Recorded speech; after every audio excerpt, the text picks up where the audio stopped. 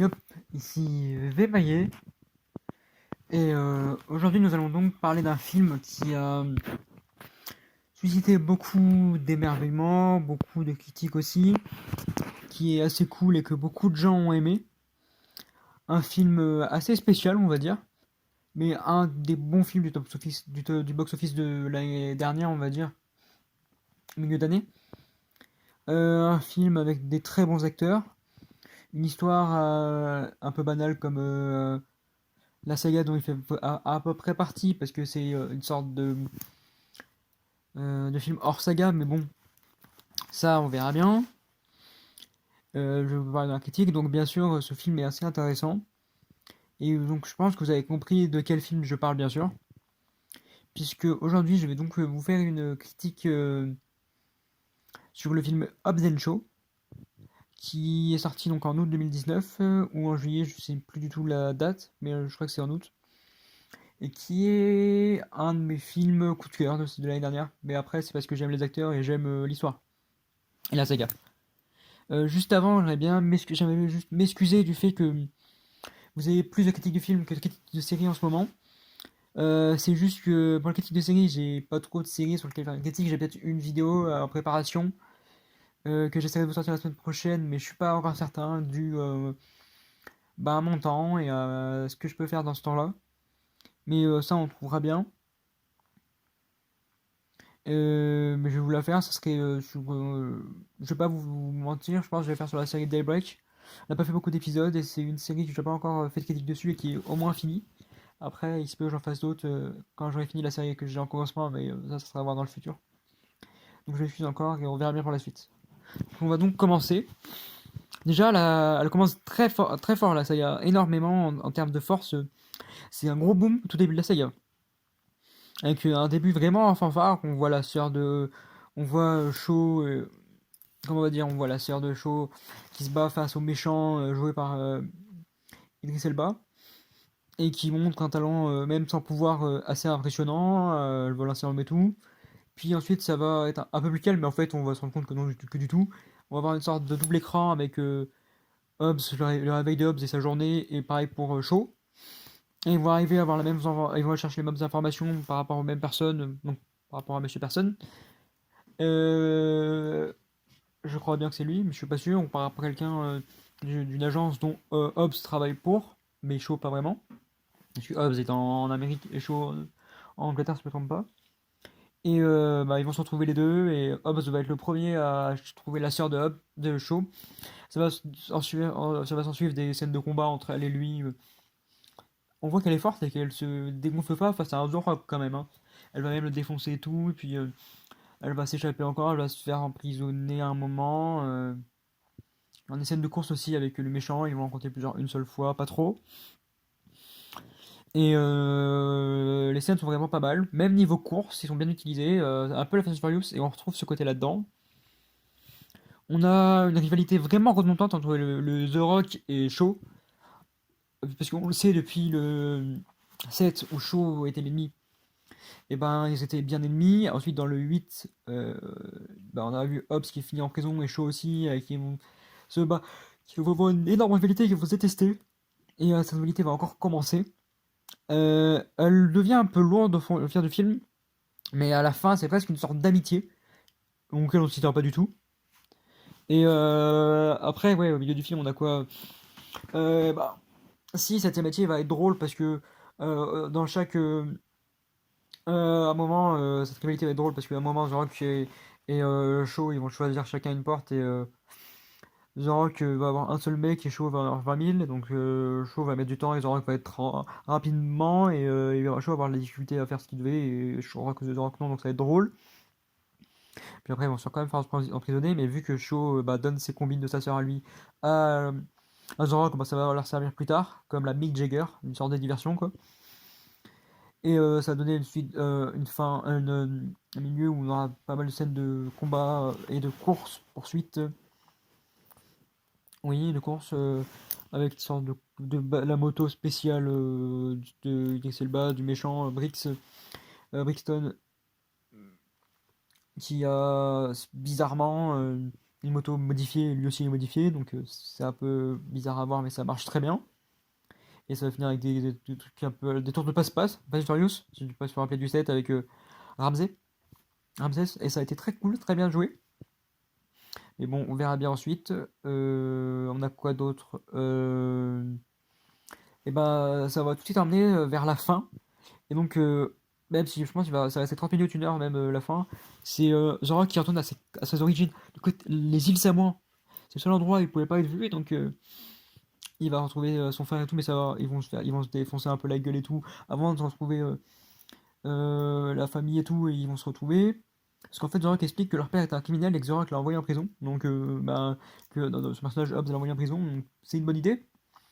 Parce que, bah, attendez les gars, c'est ce qu'il faut, hein, on voulait tout de suite ça. Donc, ça a bien marché. On a un mec que j'aime bien, un catcheur d'origine, Roman Reigns, dedans, qui est cool. Même s'il y a une scène qui a été coupée, on voit une scène sur YouTube où il parle, où il explique des choses. Et elle n'est pas dans le film à la fin, c'est un peu triste. Mais bon, on peut pas tout avoir, c'est vrai. On a quoi d'autre? Euh, Ben, il va retrouver aussi sa mère. Ils vont avoir une scène drôle parce qu'ils n'ont aucune arme et tout, donc on devra se battre sans arme. Mais bon, ils vont utiliser la méthode Samoan, donc la méthode vieille, la vieille méthode des Samoans avec les sortes de trucs, pas vraiment le haka, mais une sorte de haka samoan, des phrases spéciales, des bonnes paroles. Ils vont se battre, ils vont enfin, tenter un piège à Brickstone, donc ça va être bien. Mais c'est pas grave parce que. Mais c'est vraiment cool ces scènes-là. D'ailleurs, ouais, c'est pas trop grave que Roman Reigns n'ait pas de son scène où il parle. Parce que en réalité, c'est encore mieux après. Puisque ensuite, après, on va avoir ces prises. Donc, on va avoir un Samoan drop sur une bagnole. Donc, ça, ça va faire mal, quoi. Mais c'est des casse-sévères, c'est leur but. Et le Spear, oui, oui. The Rock va faire une sorte de Spinebuster à quelques mecs. Qui vont faire des prises de catch aussi. Il a pas fait son Rock Bottom qu'on avait vu dans le 7, je crois. Sur la table avec Shaw la première fois qu'ils se rencontrent. Avec l'informaticien de service, un peu comme il l'avait appelé. Et après, on va avoir un Spear de Roman Reigns. Mais en plein vol. C'est incroyable. Et vraiment génial les scènes. Après, on a une scène où ils vont s'accrocher à l'hélicoptère parce qu'il aura pris la sœur de Shaw avec Stone. C'est un peu con parce que ça fait un peu what the fuck, mais bon, c'est Hollywood, hein. Donc c'est le but, c'est Hollywood. On a ça avec. Bah, à un moment, ils vont devoir avoir de l'aide, donc tu vas avoir deux trois bagnoles, dont une où il y a. Où il y a le Roman Reigns et le frère de Hobbs. Une autre où on a d'autres cousins, de trois là. Ils ont tous accroché en douceur, puis ils ont tous utilisé bah, leur sorte de cocktail, donc le nitro, mais qu'ils ont eux-mêmes créé, pour envoyer l'hélicoptère même dans des pièges qu'ils avaient créés auparavant, et ça va marcher. Ce qui fait que l'hélicoptère.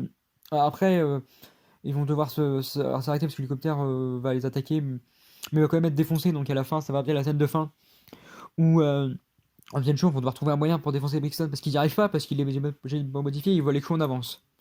Et la sœur bah, doit attendre ici, mais sans se faire tuer. Et ils vont réussir grâce à une bombine géniale. C'est qu'en fait, ils peuvent prédire qu'un coup à l'avance. Donc s'il y en a un qui fait un coup et l'autre non, et l'autre oui, et ben il leur a prédit que le premier et pas le deuxième. Et c'est comme ça qu'ils vont le défoncer. Et ça a très bien marché. Et vu qu'il a dit qu'il s'appelait Superman Noir, on a une sorte de réplique, bah voilà, c'est ta kryptonite. Et donc au début, à la fin, ils veulent le tuer, mais il va pas se faire tuer. C'est son créateur qui va le défoncer. Et ensuite, bah, on va apprendre des choses sur le créateur et tout, ça me donne des théories que je vous dis qu'à la fin. Et donc, il va retrouver. Après, à la fin, bah, Hobbs Shaw et sa sœur vont vouloir la remettre en prison. Hobbs va ramener sa fille, le côté Samoan qu'elle avait jamais vu. Ça va amener de l'émotion. Vraiment, l'émotion qui font lâcher une larme presque. D'ailleurs, dans le côté émotion, on a Hobbs et bah, la sœur de Shaw qui s'embrassent. C'est vite fait, c'est rapide. On se demande, ça peut promettre pour la suite si ça continue, mais on se demande si ça va pas finir en couple, même si c'était un petit truc, genre si chacun mourait avant le combat, c'était avant le combat de Nixon, ou si chacun mourait au moment où on a fait ça, donc je sais pas ce que ça veut dire. On a bah, Brixton en méchant, il est vraiment bien joué par Idris Elba, il est vraiment intéressant, on voit de la difficulté pour chaque personnage, donc on se rend compte que on peut faire un Fast and Furious avec de la difficulté, et ça marche très bien. On voit d'ailleurs des Hobbs and Shaw en grande difficulté, même si oui, sa mort est trop facile parce qu'il a été tué par son créateur, mais bon, c'est un bon film et voilà. Donc je vous ai dit que j'allais vous dire la théorie que j'avais vue pour le 2. Donc en méchant du 2, le directeur pourrait bien être le père de Hobbs parce que dans la voix, le directeur dit bah on se connaît Hobbs et on va se revoir. Et je me demande si ça peut pas être le père de Hobbs, ça serait même un peu cohérent par rapport aux propos et par rapport à l'histoire. Donc j'espère que ça peut être ça. Parce que ça pourrait être quelqu'un qu'on connaît, qu'on va apprendre à connaître, et ça pourrait voir plus de côté Samoa, parce qu'il va devoir s'en prendre à la famille, choses comme ça, mais on verra bien. Et puis, il y a que ça que je peux avoir comme théorie. Je sais pas s'il s'en sortira un deuxième, je sais pas comment ça va se passer. Je sais pas si la mère de Hobbs, des shows, elle va se barrer, ils vont devoir aussi l'arrêter. Je sais pas si il y a pas les initialement ou la famille qui va être détruite, je sais rien, à part ce méchant où j'ai une sorte de théorie. Après, c'est dur de théoriser là-dessus, c'est juste que j'ai pensé que ça m'a tilté de suite. Et ça donne un bon tilt. Donc sinon, ouais, il y a quoi qui est cool? Les caméos, donc on a Kevin Hart, parce que bah, c'est dedans et on revoit le duo The Rock et Kevin Hart qui est presque inséparable, et c'est vraiment très drôle et ça va bien avec les deux. Ça va être très très drôle et ça va très bien. D'ailleurs, il va les aider un peu. On a même la présence de Ryan Reynolds, qui a une présence pas trop énorme. On le retrouve un peu en. Il ne veut pas briser le quatrième mur à la Deadpool, mais non. Il veut faire de l'humour et ça marche assez bien. C'est assez drôle. On se marre bien sur le moment. Et puis on a que ça comme caméo. D'ailleurs, à la fin, ça va amener au deuxième parce qu'ils vont se faire détruire, quoi. Ryan Reynolds va devoir appeler The Rock. Ensuite, qu'est-ce qu'on a? Bah, tout ce qui est avancé niveau moto ou niveau moto qui sont automatiques et tout, qui viennent à toi, je me demande, et tout ce qui est avancé dans le film, ça peut être un truc que dans 10 ans, dans 20 ans, dans 10 ans, je pense qu'on pourrait les avoir, si on arrive à évoluer très bien, mais c'est tout à fait possible de les avoir, ça, et ça pourrait être assez cool. Même si la technologie, ça veut dire que la technologie a pris sur nous, mais bon. En tout cas, bah voilà, c'est un très bon film que je conseille énormément, je vous conseille de le voir si vous aimez la saga Fast and Furious, si vous aimez The Rock ou Echo en duo, et l'acteur, je ne connais plus l'acteur de show, mais les deux en duo. Jason Statham en duo, mais voilà. Après, même ceux qui n'aiment pas, c'est souvent le coup de cœur de l'année qu'on regarde, même si on n'a pas envie de le montrer, et voilà. Moi, je vous avoue, j'adore, et donc je me cache pas devant. Après, on verra bien. En tout cas, ben, je vous conseille de le voir si vraiment. Et c'était Vemaillé pour une critique sur Hobbs and Shaw, et ciao!